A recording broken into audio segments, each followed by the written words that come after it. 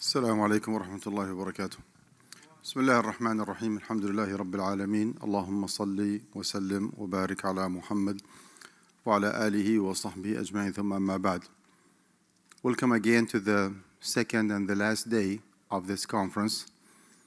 Of course, I'm too biased to pass a judgment or to evaluate the conference because I'm the president of Guidance College. I'm the chairman of this conference, but I do believe that everybody here actually is doing a wonderful job.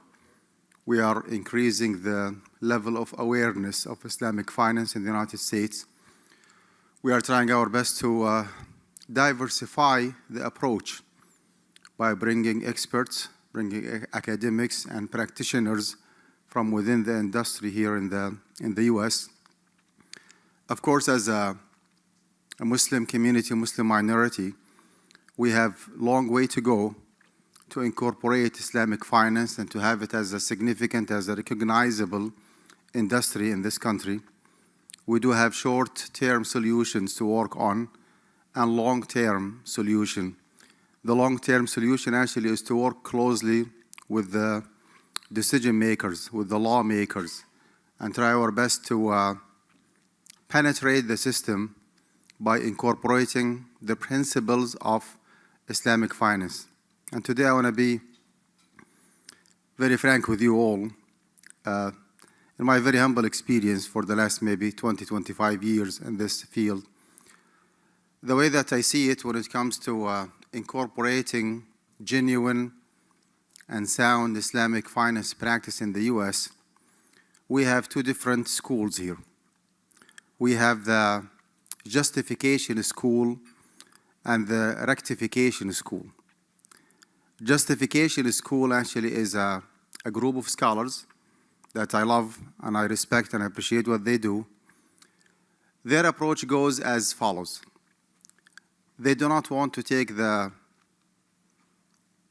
serious approach of changing the system from within the system, making some significant changes when it comes to mortgage, when it comes to investment. Their job is to bring some excuses from different schools of thought to justify and to keep the situation as is. Without mentioning names, just random example, certain mortgage company does deal with the secondary market, has to comply with the requirements of Freddie Mac and Fannie Mae, cannot own a house, cannot take any liability or responsibility, no maintenance, no tax, no insurance, no legal ownership. This is actually in a very clear contradiction with the Islamic finance practice, as you all know. You have to prove ownership and you take the liability of being the owner of the property before you sell it back or before you lease it or before you bring a partnership with somebody else. And meanwhile, they have to prove to Freddie Mac that this is a very conventional loan. We do not own, we do not take any liability. And then they turn their face to the Muslim community by saying, no, we do own and we do take liability and responsibility. So they are wearing two different hats at the same time. It doesn't go this way. And we do have a group of professional, specialized scholars who push for this approach. And just as I said, their job is to legitimize and just keep the situation as is without making any significant change in the way that Islamic finance is practiced in the USA. And I do not belong to this school.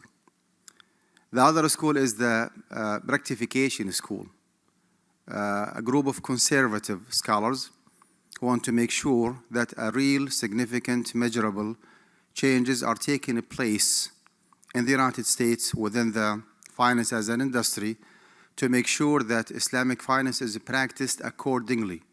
Back to the same example, without making sure that banks in the United States, mortgage companies in the United States are allowed to own properties.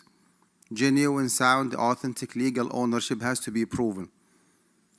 Banks and mortgage companies are allowed to take the liability and the risk of owning a property. I do not believe that without taking this step, and making sure that there is an actual real exemption for the Muslim community or for the Islamic finance practitioners to own properties before selling them back, taking the liability and going with the risk-sharing model that we all believe in as Islamic finance practitioners and professors and academics, we cannot go further.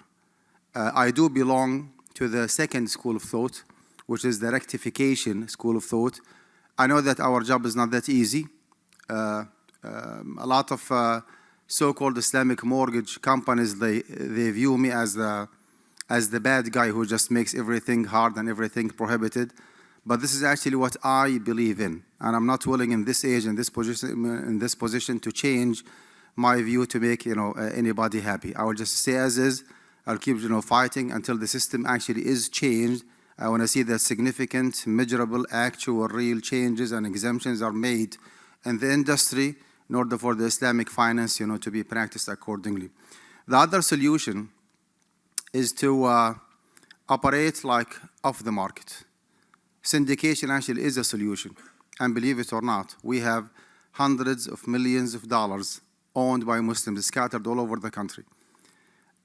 We can have our own business. We can declare our independence from Freddie Mac and Fannie Mae.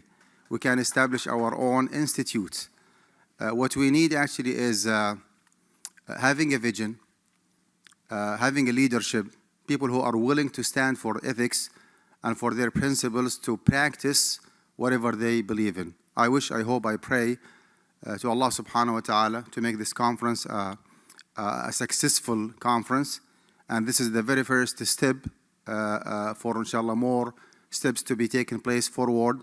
Inshallah, with the grace, with the mercy, with the help of Allah subhanahu wa ta'ala, this will be an annual conference led, initiated, organized by Guidance College, with the hope that inshallah Islamic finance will become more recognizable industry in the United States.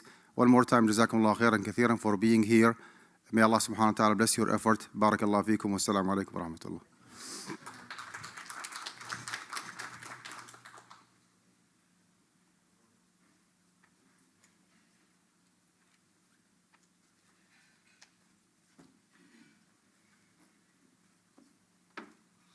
Assalamu alaikum wa rahmatullahi wa barakatuh. Welcome back, and thank you very much indeed for being here on the second day. So early, we had a long day and everybody was tired, but I hope you had a good experience. And as Dr. Mann said, I cannot say whether it was good or bad. You should give us comments and how we can improve the things. This was our first experience, and this is going to be a continuous learning experience, so every year is going to be better and better, inshallah. So that feedback is extremely important. We would like to stick to our agenda strictly today because we had a little bit of delay yesterday. So I'll make my opening talk very short. Couple of things for those of you who are staying with us here in this hotel. We have asked the administration to extend the checkout time for us until 1 p.m. We don't have a tea break, formal tea break. It's just the lunch break, so you can check out at that time if you would like to. We also have the AUFI workshop in the afternoon. That's going to be a 2-hour event, and participants will receive a certificate from Guidance College as well as AUFI for their participation in the workshop. We will also sign an MOU, Memorandum of Understanding, with AUFI and Guidance College in the afternoon. And we will have a certificate ceremony at the end as well. So please stay with us for the day. We have great speakers for today as listed on the agenda. And as the day unfolds, we look forward to and listening to your thoughtful discussions and your feedback and sharing the experiences so that we can penetrate the market in a better way, and we can have a better event for the next year. Thank you very much indeed. Assalamu alaikum.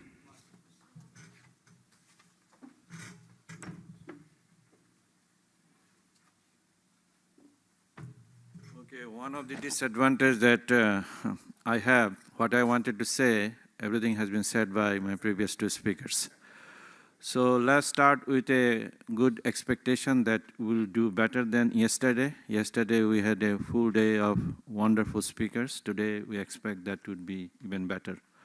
I would like you to stay on time and stay until the end of the conference, okay? And good luck and hope to see you next year's conference as well.